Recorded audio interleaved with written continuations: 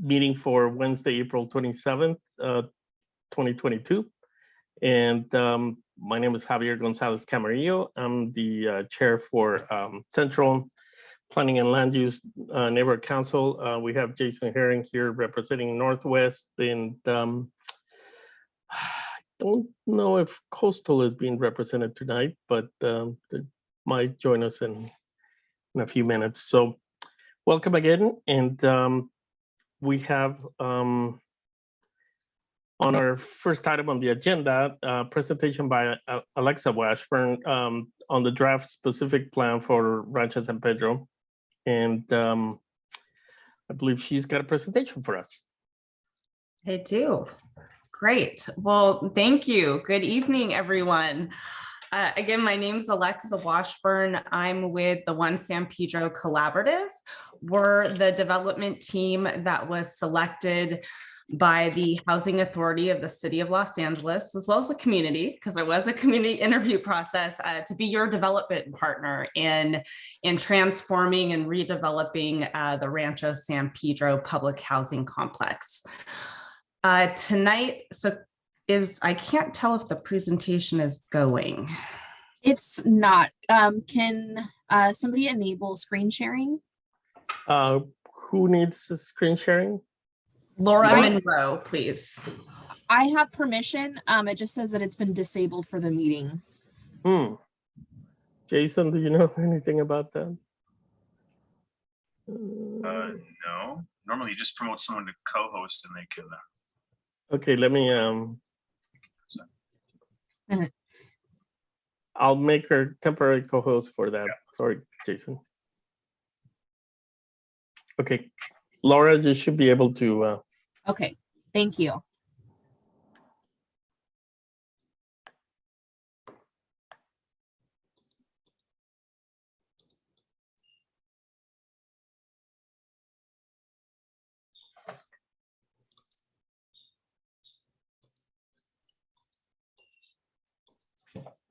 Wait, well, that gets pulled up. There we go. Starting. Yes. Okay. Okay, great. All right. Well, again, good evening. I'm also accompanied tonight by my colleague, Laura Monroe, who's helping me with advance and control the presentation. We also have Zoe Kreneman with HACLA with us tonight, as well as Patricia, I'm sure that you all know, with the One San Pedro team. So I'm going to give an update on the One San Pedro specific plan, and then my team and I are available to answer any questions that you might have. As I was saying, it's been a couple years, I think, since I last presented to this group. It was right before the pandemic in March of 2020, I believe, where I gave a presentation on the One San Pedro transformation plan. So since that time, we have been diligently working on preparing the draft specific plan, as well as the environmental impact report and environmental impact statement. And the draft specific plan is currently under review by the City of LA. So what I'm presenting tonight is currently in draft form and what the city is currently reviewing. So next slide, please. There we go. So in March of 2020, 2 years ago, is when HACLA and HUD approved the One San Pedro transformation plan. And if you recall, that is a document that details the vision to transform the 21-acre Rancho San Pedro public housing site, as well as the surrounding Barton Hill neighborhood. And the approval of that transformation plan really represented the culmination of a 2-year effort that involved you all, the residents and the nonprofit partners and the housing authority and the business community and city representatives. And it serves as the foundation for the One San Pedro specific plan. Next slide, please. So why a specific plan? You know, we just talked about the neighborhood transformation plan. So why do we need to now prepare a specific plan, and what is it? I get asked that question a lot. And the specific plan is a planning tool that applies to a selected geographic area. So in this case, it's the 21-acre Rancho San Pedro site. And it does contain a custom set of zoning rules and land use regulations to guide development within the specified area. Ultimately, the specific plan will be adopted by the city council. And so it needs to be consistent and implements the goals and policies of the City of LA's general plan for this particular focused area community of the city. And it includes additional development standards that go, I would say, above and beyond what the underlying zoning would normally regulate. Next slide, please. So just a reminder that the One San Pedro specific plan will govern the redevelopment of the 21-acre Rancho San Pedro public housing complex. So this project area, it's generally bounded by Harbor Boulevard on the east, 3rd Street on the south, Santa Cruz on the north, and then it stretches over to Mesa Street on the west. Next slide. The project includes the demolition of the existing 478 unit public housing complex, and that demolition will be phased and replaced with up to 1,600 housing units, including a mix of affordable and market rate rental units, as well as ownership units. It will also include up to 85,000 square feet of neighborhood serving uses. These are your community centers, fitness facilities, the leasing and management offices. There could be, after school care, and some of the smaller neighborhood retail that's less than 3,000 square feet. That's what fits into that 85,000 square feet of neighborhood serving uses. And then it also allows up to 45,000 square feet of neighborhood serving commercial retail space. This would accommodate a small grocery store or market, drugstore, and pharmacy. And then the construction also will include new parks and open space, bicycle, pedestrian, and transit amenities. Next slide. The specific plan area, we divided it into 3 phased planning areas. And the maximum development permitted in each of the planning area is shown here in the table. Now, keep in mind that the maximum total permitted units and floor area within the specific plan area shall not exceed the 1,600 dwelling units, the 45,000 square feet of commercial retail, and the 85,000 square feet of neighborhood serving uses. Next slide. The specific plan not only includes the 3 phased planning areas, but also 4 zone districts or zones. So the neighborhood general district is shown in orange, and it's primarily focused on the residential development that integrates with the Barton Hill neighborhood. It allows multifamily residential uses along with amenities, services, and administrative uses.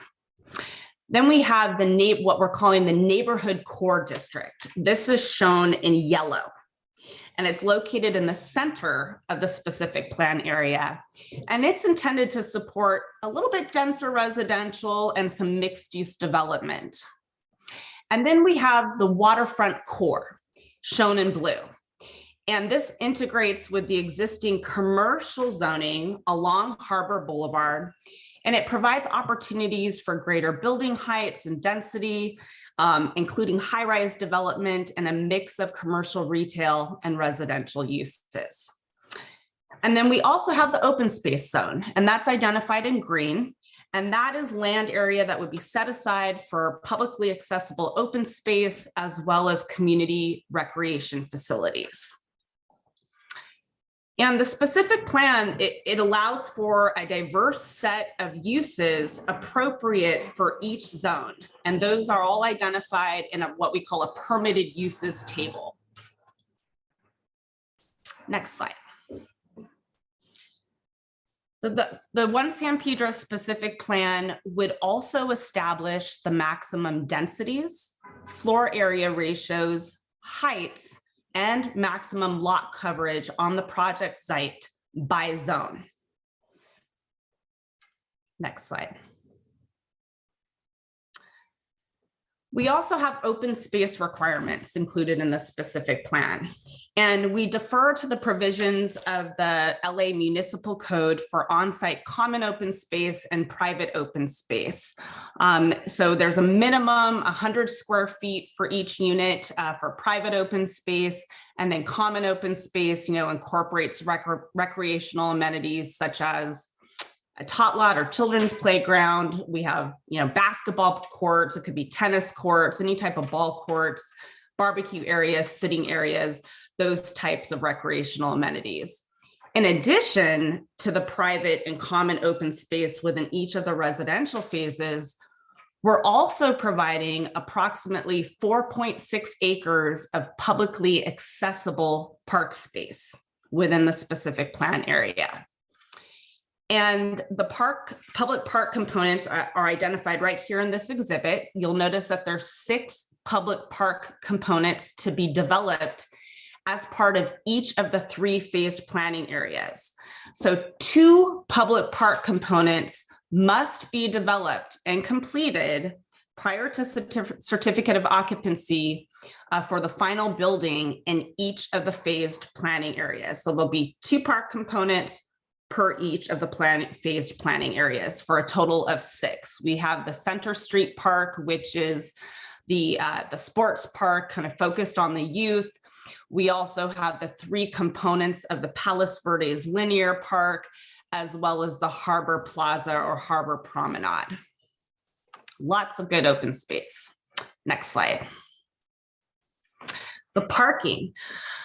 The majority of the project parking is going to be provided in a series of subterranean or semi-subterranean parking structures that are integrated with the building designs. The parking structures, they generally consist of 1, at most 2 levels of subterranean levels beneath the mixed use and the residential buildings. Now, the townhomes, of course, would have private attached garages. Now, the specific plan, we propose to maximize on-street parking in the surrounding streets through a mix of parallel and diagonal parking. So the OSP, the One San Pedro specific plan, it proposes parallel parking along Santa Cruz, 1st, 2nd Street, and on the west side of Harbor Boulevard, Beacon, Palos Verdes, Mesa, and Center Street. And then we also have diagonal parking that's proposed on 3rd Street and Center Street. So this figure just illustrates the proposed parking locations and types. In addition, we heard the draft specific plan also establishes standards for parking, the amount of parking that we're going to provide per unit. And we listened over, the last few years at all of the community outreach meetings, and, we heard loud and clear, we want more parking. There's currently about a half a space per unit in Rancho San Pedro. So we will be providing a minimum 1.25 spaces per unit for multifamily. Age restricted senior phases or special needs phases would allow less. But again, we're more than doubling the amount of parking in the residential. Now, we do allow for some shared parking programs, but it must be demonstrated that the number of provided parking spaces will be sufficient. And we need to demonstrate that through a shared parking study that would ultimately be approved by the city. And then we also wanted to incorporate car share programs. We know Rancho San Pedro has a very successful electric car share program, which we will expand, and we're requiring car share stalls and stations. In addition, electric vehicle charging spaces and bicycle parking would be provided throughout the specific plan area. In fact, we're increasing the number of bicycle spaces that are required by 25%. So we're exceeding the LA Municipal Code by 25% for our bicycle parking. There's also provisions within the specific plan that allow for tandem parking and compact parking spaces in certain areas. But overall, we heard, and we are providing an increase in the amount of parking that's currently available, while at the same time promoting an inclusive, walkable, bikeable neighborhood. Next slide. So the specific plan also includes requirements for building form and orientation and frontages to ensure that there's a cohesive and pedestrian-oriented and visually appealing neighborhood and community. So we have these urban design standards.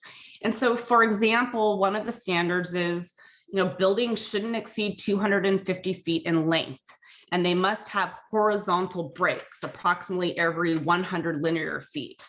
Balconies may be a part of the articulation strategy.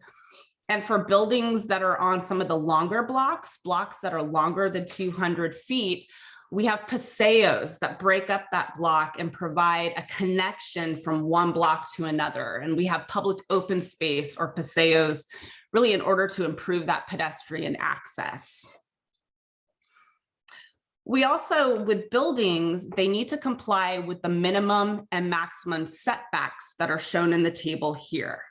In addition, we want to activate the street level. So we included special requirements for the ground floor design of buildings, such as a greater floor to ceiling height that you'll see. And then we have the primary, secondary, and tertiary frontage locations. Those are depicted in the exhibit here. So for example, the primary frontage applies to the mixed-use buildings, mostly oriented towards Harbor Boulevard. This allows for the buildings to be at the property line to activate the linear park and the promenade.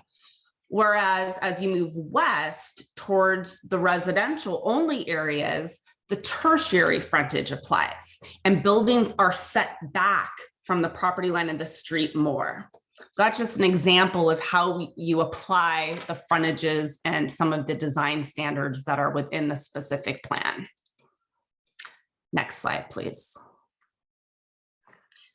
View corridors. That's another design standard that the draft specific plan, it promotes design that integrates into the surrounding neighborhoods, takes advantage of the waterfront views, and provides a variety of building types and designs while integrating new amenities and with a focus, I would say, on developing a healthy and vibrant community. That's the culmination of the design standards. Next slide. The draft specific plan emphasizes health and wellness with a goal of establishing an inclusive, healthy, and environmentally restorative community. The specific plan, it includes standards for environmental controls, such as air filtration and acoustical treatments. There's requirements for active, fitness equipment, outdoor fitness equipment, and tot lots and playgrounds. Requirements for accessible water dispensers and those types of amenities. In fact, the residential units shall be wired for internet access and allowing publicly accessible Wi-Fi in the residential common areas and publicly accessible spaces. Next slide. So this is the overall conceptual site plan, and it's really a culmination that shows how to apply the design standards and the development standards that I just talked about. And it conceptually shows where the buildings would be placed, mobility improvements, as well as open space opportunities. The purple lines shown on the site plan, those represent a walking network of sidewalks and paseos. The blue lines indicate bicycle facilities, So to better connect the specific plan area to the waterfront, for example, you see 2nd Street is prioritized as a bikeway. And then you'll notice the yellow area that's towards Harbor, we're calling this the Harbor Promenade. And so this is a pedestrian plaza promenade envisioned along 2nd Street from Palos Verdes to Harbor, really connecting the specific plan area to the waterfront. I say also notable is we are also proposing to close Beacon Street to vehicles from 1st Street to 3rd Street. So that whole area there in yellow is envisioned to be a pedestrian promenade plaza corridor. Next slide. So first and foremost is the safety of the residents, and the specific plan identifies traffic calming and improvements throughout the specific plan area. Next slide. And as part of those traffic calming improvements are street trees. Street trees also serve as a traffic calming mechanism, as well as we will consistently apply themed street trees to various blocks as shown here. And these are through the design standards, the landscape design standards. So not just about the design of the buildings, but the design of the landscape. There's landscape requirements and how we design the streets and mobility network as well. Next slide. The urban design guidelines focus on sustainability. We've based them on the principles of what we call smart growth and environmental sustainability. The design guidelines incorporate energy efficiency features, water conservation measures, as well as stormwater management. Next slide. So the implementation chapter of the specific plan identifies the maximum development, the amenities, and the public improvements for each of the phased planning areas. So this is where we get into a little bit more of the detail and how it's going to be implemented and phased over the life of the project. So public improvements that are listed here, they all need to be completed prior to certificate of occupancy for the final building in each of the phased planning area. So for planning area 1, which is shown in yellow, this area allows for up to 375 units, up to 32,000 square feet of the neighborhood serving uses. In this area, we will replace the RAC office as well as the property management office, and we will implement 2 of those 6 public park components. There's also a number of infrastructure and mobility or circulation improvements that are listed here as well. Next slide. Planning area 2, which is shown in the orange, reddish, the bright orange color.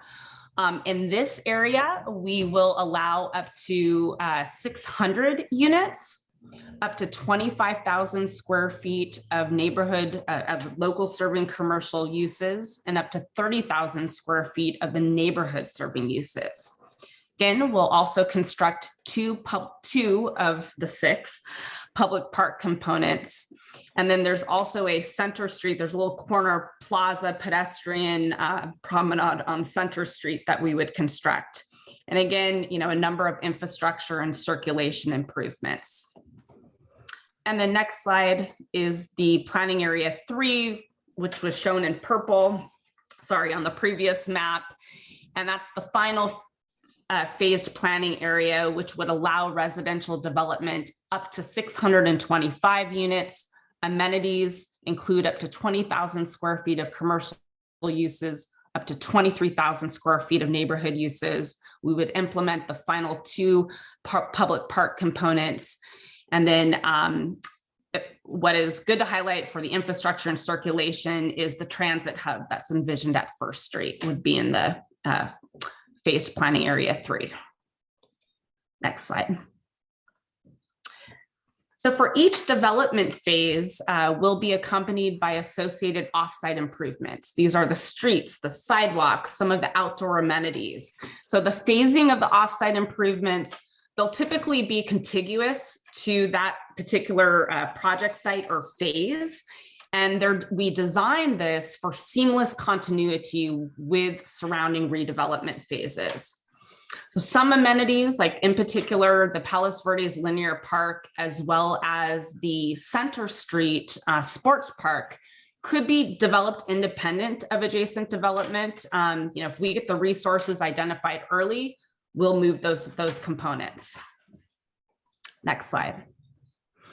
Now I'm just going to end the presentation by going through a number of renderings to demonstrate how the rules and regulations within the draft specific plan would be applied to the development and the buildings.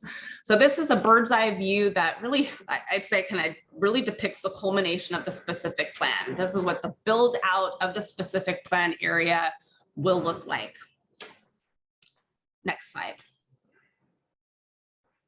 Some renderings of the buildings. The draft specific plan provides design requirements for the project site.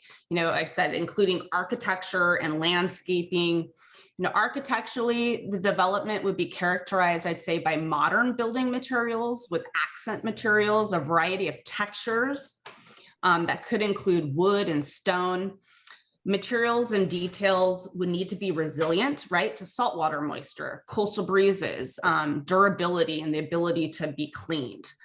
The materials, colors, details, patterns would be designed to provide visual interest while also keeping in mind we want to reinforce that human scale. Next slide. Again, some more building renderings, emphasizes architecture that reflects its placement in the neighborhood. So within the neighborhood residential buildings, these would be characterized by a more conventional design, whereas the waterfront and the mixed use building would exhibit a more, it's a dynamic trend. And then the civic buildings having more iconic architecture. Next slide. Here are some renderings that reflects the vision for the streetscape. Notice the street trees, some of the, just really making it walkable. Next slide.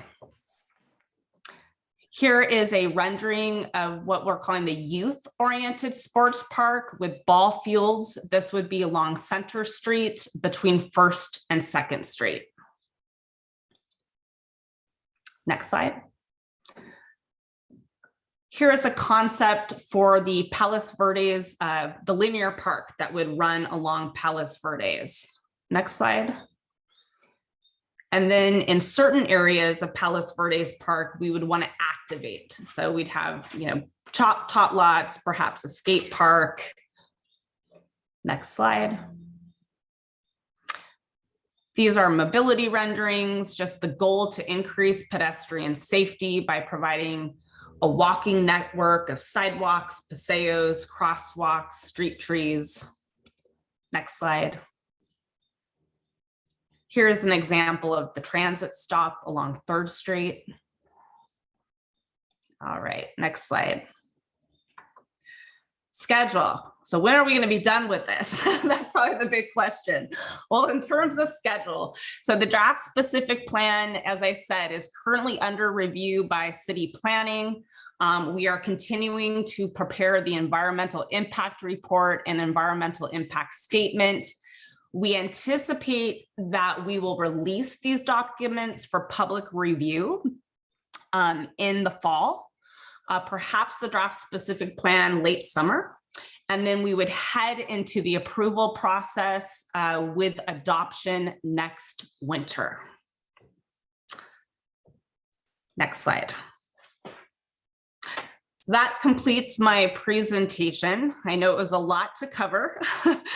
And as I said, that we're the document still is under review by city planning, but we hope to have it available for public review late summer, early fall, so you can really see for yourself a lot of the standards and design guidelines that I talked about today. But this is really meant to be a preview of the progress we've made and more of a highlight of what's coming.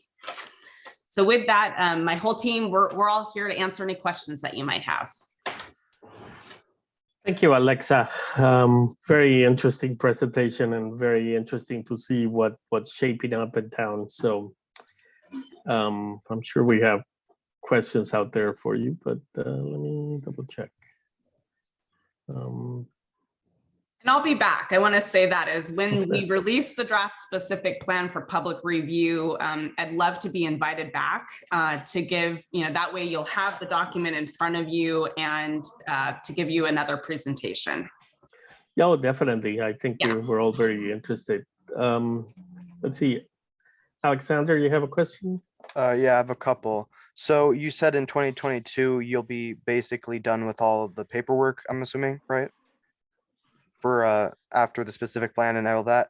So do you have an estimate on when construction would happen, or is that too soon? Yeah, well, our goal is, so we anticipate that the specific plan and the environmental documents would be approved in the winter of, so early 2023, let's say first quarter of 2023. And then it's our goal that we would immediately apply for financing for the first phase. So we could have construction of the first phase underway as early as 2024. It all depends on, as you know, the affordable housing funding is very competitive. So if we're able to line up our awards, that would be the earliest that we would start construction on the first phase is 2024. Okay, and then my next question would be, let's say you're doing the first phase and you have roughly 375 units. How are you sourcing that, and what percentage is affordable housing? Sure. So the first that is the first phased planning area allows up to 375 units. And so that will consist of several phases within that first planning area phase. It is our goal that we have always wanted to prioritize what we call the replacement units. And so much of that is majority of those first few phases would be replacement units with integration of additional affordable housing units. We also have, though, our home ownership opportunities within that planning area 1, as well as townhomes that would be located to the west of the sports park. Okay. And then like how much percentage would be affordable housing as well? Like, yeah. Yes, so it's our goal with those that about 70% of those first units in the first phase planning areas would be affordable. Okay, yeah, that's what I was looking for. Thank you. Yeah, appreciate it. Thank you.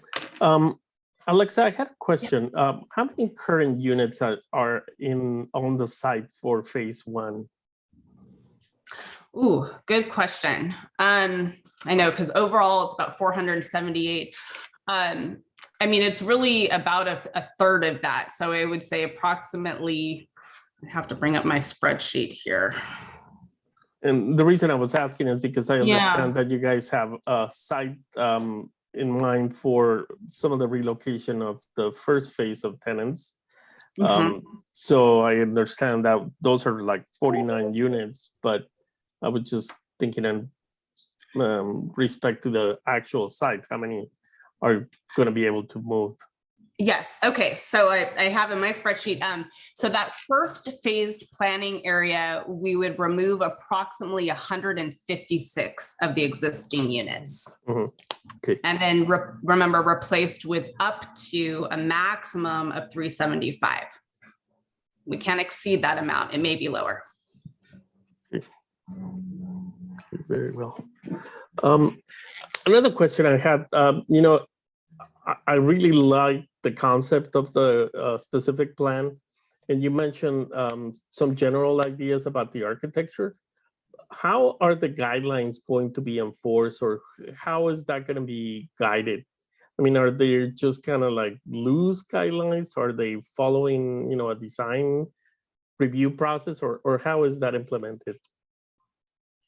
Sure. Well, there's design standards within the specific plan, which the city of LA, as the plans for each building phase come in, they will check it for consistency, right? So that's where they will be enforced. In addition, we're in the conversational phase stage with HACLA. We know that design is very important, not only to the residents, but to HACLA as well as the developers. And we've floated around the idea of, perhaps having additional design standards or guidelines attached to our development agreement for each phase, so that we're held to a high standard in terms of design quality. So it's really a double process, I would say, where we're getting through the plan check review process as a city, as well as HACLA will provide that guidance as well. Yeah, that would be great.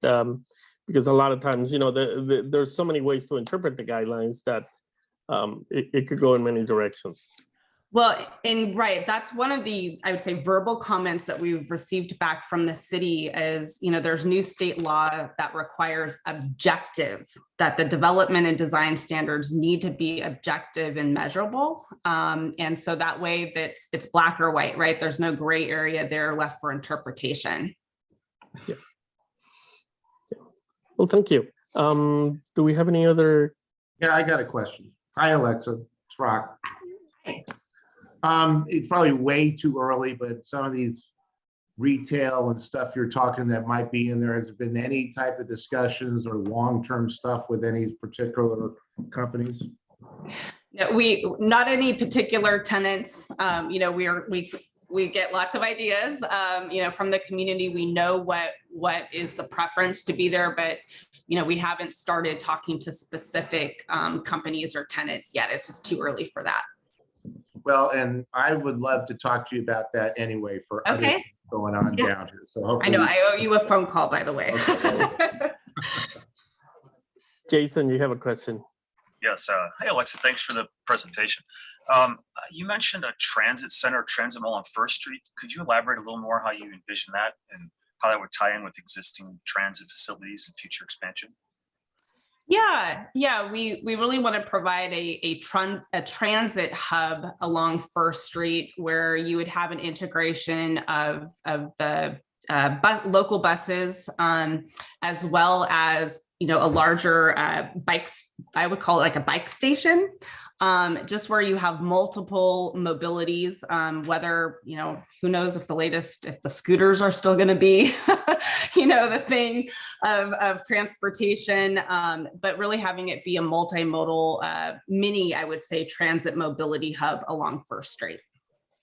So this would be just like lane cutouts and things for buses, or Yes. Would there be some structures involved, or what would be? There would be lane cutouts, right, for the buses to come in, as well as we did incorporate some square footage for a structure in terms of a transit, a bike hub, if you will, a transit and bike hub. And this would be down near Harbor, or how? Yes. Thank you. Alan, you have a question for Alexa? Well, a question and some comments. Thank you, Javier. I'd like to thank Ms. Washburn and her team really for a very impressive presentation, and one that addressed a great many concerns in the community. I still have reservations about more than tripling the density in a part of San Pedro that was already among the most dense. But I have to say I'm very impressed with the attention you've given to putting bicycle transit, viewways, and open space, recreational space, particularly in comparison with the overwhelming majority of other mega developments we've seen in recent years that have little or no allowance for open space and green space and the parking. improvements in terms of the ratio of parking spaces, I think is a very positive gesture. So thank you very much for that. I do have a concern, as Javier expressed, about the design standards and how they're imposed. It's not clear from your comments whether the local community would have much in the way of meaningful input, because decisions on design made downtown don't necessarily reflect the views of people in our community. I would also like to comment finally on the environmental design. We have, as I think we've conveyed at past meetings, a San Pedro urban greening plan, which is actually available online, approved by all 3 neighborhood councils in San Pedro and endorsed by our city councilman, as I recall. And there is a movement underway to maybe update that somewhat, since it's now, gosh, 8 or 10 years since that was initiated, and the community's views have expanded. In particular, I'm an advocate for native plants, and with climate change and the restrictions on water use, the idea of plants that don't need soil amendments and once established don't need significant irrigation, and which provide habitat to native wildlife, is something that a growing number of people in this area appreciate. So do you know whether your design team is familiar with the San Pedro urban greening plan? Yes. Yes, Great. and I know too that HACLA has their park project underway, and that was taken into account as well. Yes. Thank you. Thank you. Let's see, I don't see any further questions or comments, but again, we thank you very much for a great presentation, and definitely please keep us in the loop with the next version of it, and more information as we look forward to that. I will. Thank you. I appreciate the invitation to present tonight, and it's always good to see all of you. Hope to be back, and I'll be back soon. Thank you so much. Great. Thank you. Thanks, everyone there. Very well. We're going to go on to our next item on the agenda. And let's see. We got Jason. Where is the agenda? Sorry. Give me a second, please. So, Jason, you have a Healthy Buildings and Healthy Places initiative. Consider letter requesting more time for public input. Yeah, so this has been, I guess, in the work for a little while, and it's been some public workshops have been done, but we've only recently become aware of this new project to establish new guidelines. And looking through this, there's a lot of really cool stuff in here. I don't know how many people have had a chance to review this, but it's pretty detailed. Well, the scope is pretty wide, and it has a lot of high-level detail, but you know, the devil's in the particulars. And the city plans to enforce this through updates to the landscape ordinance and Los Angeles municipal code. Right. So the timeline for this is initial draft is May, hearings in June, finals in July. So there's not a whole lot of time in there for public comment for something that could be as wide ranging as this. So thought we'd ask the question if you think we need more time for public comment, so the public can adequately examine this rather large change to the ordinance and form good comments to the city and see if we can affect change before the final draft in July. We'll basically have a month to, 30 days or so to comment.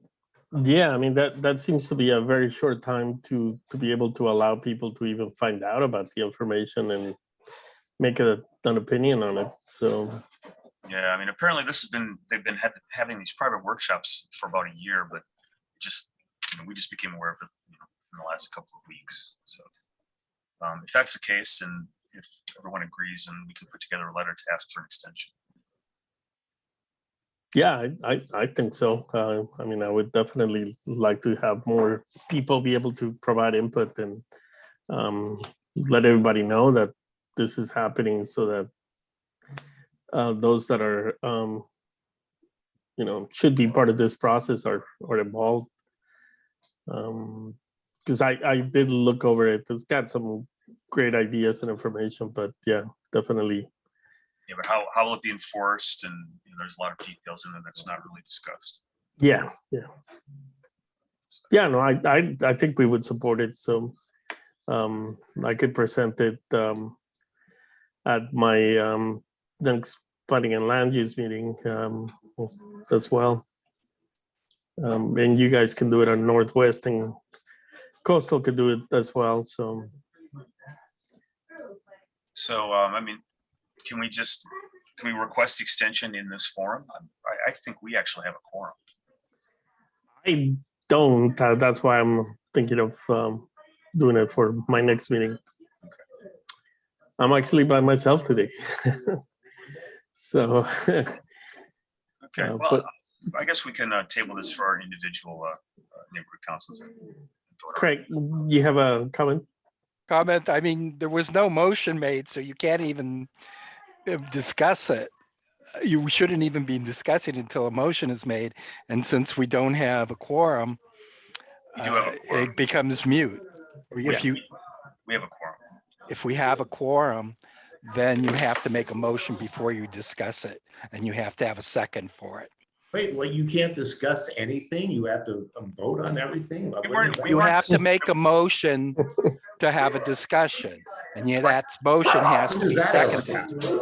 If you can't follow procedure, why bother? We just discussed something a minute ago. We didn't have a motion for it. Because we didn't, this was a motion. It was a draft motion. You make a motion. If you're presenting a draft motion, same thing. The other thing was a discussion that was put on the thing. But if you're not going to follow parliamentary procedure, why are we here?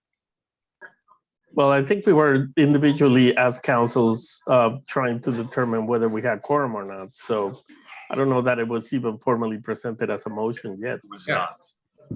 That's ridiculous. It says draft motion, which means it's presented as a motion. All right. So there's no obviously draft. we can't do it on at- Central, but you guys could do it on Northwest. There was no draft motion on the agenda. This is item number 3. It says consider a letter requesting more time. There's no draft. There's a draft motion coming next. This is not the draft motion. This was merely a question to see if we'd be interested in writing a draft motion. Yeah. And if that is interest is there, it seems like there's interest, so we shall proceed with writing the draft motion. Okay. So that's all we have on that then. Okay. Thank you for bringing that forward, Jason. We'll send the link in the notes so you guys can all, if you haven't seen it yet, you can. Yeah, that information is on the website, right? Oh, is it? Okay. I believe so. So, okay, so we will do that then. And there's no motion to take on this. So our next item will be consider motion for re-extension of time for rezoning and housing element. I believe Diana was going to do this, but she did not give me specifics as to what it was. Do you know, Jason? Oh, you have it.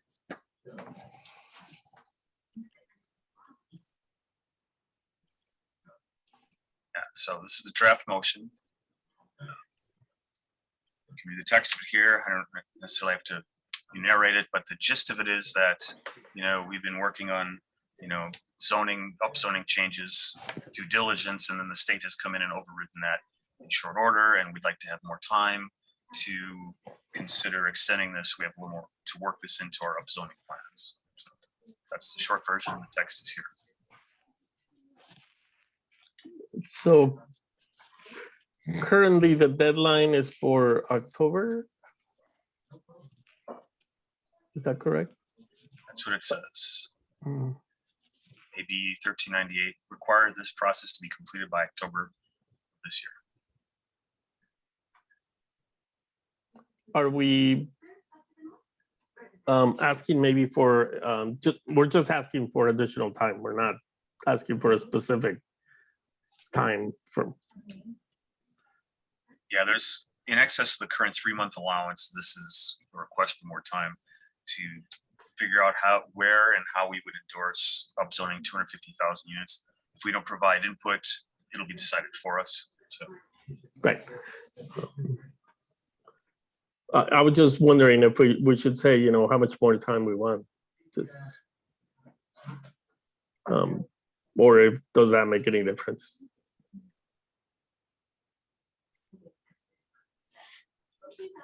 Unclear. Does anyone want to have a, well, I guess only Northwest has a quorum tonight. So does anyone in Northwest want to make a motion on this tonight? I'll move. I'll second. So we'll take a vote. See who we have in attendance. So we have myself, yes. Rock, Yes. Alexander, Yes. Chuck, Yes. Craig, Yes. motion passes. So Northwest will send this to the council to be for submission. And I'll send you a copy of it, Javier, to make sure you have it. I think it's probably on the website bundle. Yeah, I will get it from there, but yeah, so I'll bring it up into our next meeting. We decided to move our meeting to beginning of the month, so it's going to work out so that we're able to move our items from here to the planning and land use meeting and agenda meeting. So instead of having to wait the full month previously, now we are able to get it within weeks. So I think it's going to be more efficient. Got it. So that'll be great. Very good. Thank you, Jason. So next is updates and other items of interest to the committee. Does anybody have anything that they would like to share? I'll just say that I don't think I've addressed this group, so if you know it, but we've opened a new real estate company down here, and we had a ribbon cutting a couple of weeks ago. We'll be doing something on first Thursday during the summer. So if you're down here, we're going to have Cinco de Mayo and that type of thing, and everyone's welcome to come check us out. We're right across from Moja's Tea House on 6th Street, part of the growing downtown San Pedro vibe. Congratulations. Thanks. Thank you. Very good. Well, if there are no further items, is there public comment on items not on the agenda? I see a hand. Alexander? Yeah, I just wanted to ask if there were students here, because I see a lot of people that have the format from LAUSD. So if you I raise see. your hand, like put that down and I can mark you as being here. Okay. Yep, there's a lot. Okay, I'll make sure to mark all of you. Thank you for doing that. I guess there's something else I could update that's not on the agenda. We've been having some discussions about different ways to activate some of the parks in San Pedro. And as far as in the past, there were cafes and restaurant facilities at several of the different parks. Cabrillo and you know, some of the parks had various cafe facilities. So we've been sort of exploring about maybe getting the city to, or the Parks Department to open that up again, so we can start to reactivate some of these parks with, you know, food and drink. So we're going to be doing some site inspections, take some pictures, make some, you know, some sort of document and put a proposal together. So if anyone wants to assist in that endeavor, contact me and we'll put something together and see if we can get a little more activity in our parks in this way. Yeah, that sounds great. Definitely, I'd be interested. I'm counting in. And maybe we could share some of that information later as you have more and people might get more interested too. Very good. So that being our last item, I think this brings our meeting to an end.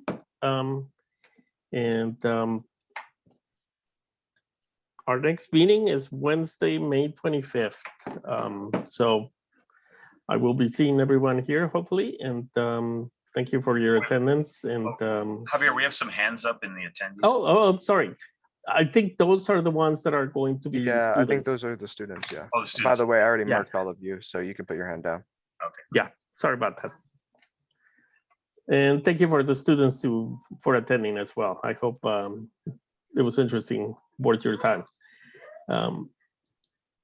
Again, thank you, and we will see you on the 25th of May. Have a Thanks, good night, Javier. everyone. Good evening, everyone. Bye now. Good evening.